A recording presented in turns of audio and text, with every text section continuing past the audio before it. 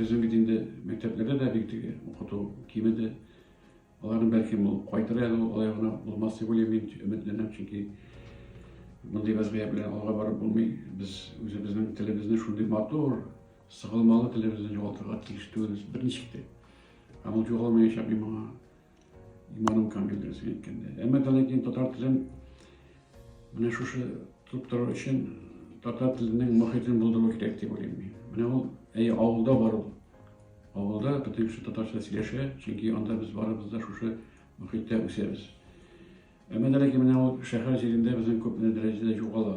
Shaharda bizim tatar bolalar tuva, ama da ki ular bilan endi ruscha сөйлешadilar. Tatarcha сөйлешmaydilar ko'pisi. Tatarcha anlasalar da oila saqlayın bu tilni ko'plar ishlatda. Agar da biz bolalar bilan tatarcha сөйлешmaymiz ekan, demak bizning kelasi bunda tatarlar bo'lmaydi degan so'z.